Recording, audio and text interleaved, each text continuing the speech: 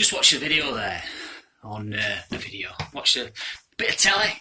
Don't often watch much telly. RT, Russia Today, and it was like a quick documentary, and it was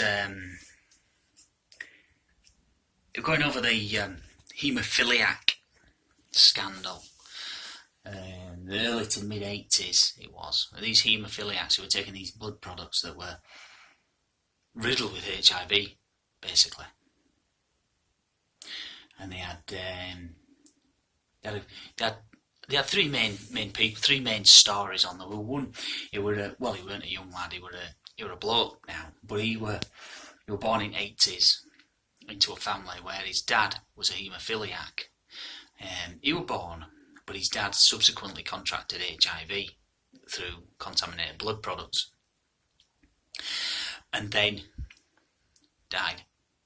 Because on documentary, he was saying, next year I'll be the same age my dad was when he died. Goodness me! And I think back and I think to myself, if I were to die at that age, that's terrible. Blah blah blah. Another one. There were this. I mean, this was just. There was a couple. They were married. He was haemophiliac, and he got his wife pregnant, and he got pregnant at about the same time he was diagnosed with HIV. Again, contracted through contaminated blood products, and she's pregnant. So they go to doctors for advice, and doctor basically says, you've got a few scenarios. One scenario is that you've got HIV to husband and says to wife, you've probably got HIV as well, so you're going to both be dead. So best case scenario is you'll have your kid and it'll grow up an orphan. Another scenario is you've both got AIDS and your kid will develop AIDS, so it'll have a miserable short life. Your best bet's to have an abortion. That's what advice they got. So both being scared out of the fucking wits, the lady chose to have an abortion. Well, it turns out she hadn't contracted HIV off her husband, and they're both still alive, and they're giving evidence to this committee.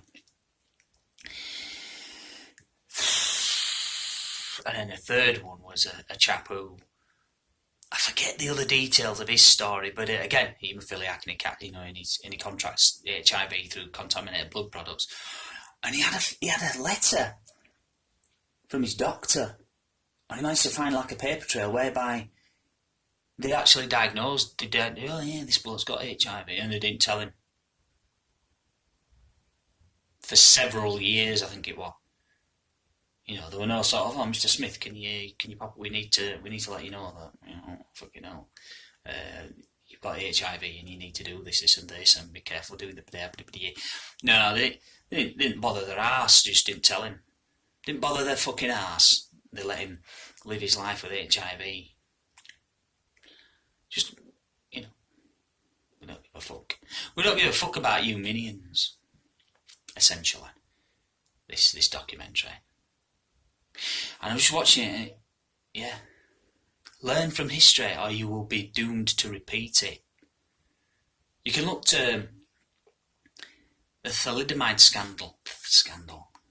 Fucking.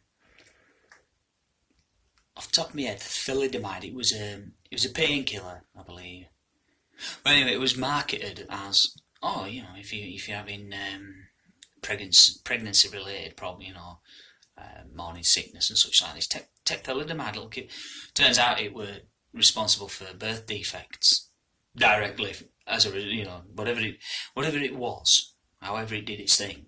It'll give your kids birth defects, because that's where the term you flid, you fucking you flid, that's the bastardisation of thalidomide.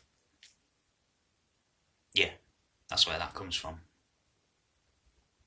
I mean, I'm sure most people, anybody watching these videos, are a far nicer person than I am, and have lived in had a nicer upbringing, and wouldn't think of using such derogatory terms. But when I were at school, that were rife. That put down. Yeah. And so I'm just watching this, thinking, How does this translate to all this bollocks that's going on at the moment? You see, there's a lot of people who think, oh yeah, the pox, fuck it, don't matter. I won't bother me arse listening to authorities because I'm bored of the shit they're telling me now. Because they're just a set of wankers. A set of fuckers who, throughout history, have been shown to just peddle bollocks for their own ends. But then, I think to myself, yeah, I'm inclined to think there's a lot more going on that we're not being told. That this COVID caper is far more serious. There's some bigger sort of turd that's going to float down the river. It's floating down the river. It's coming our way. We just can't smell it yet.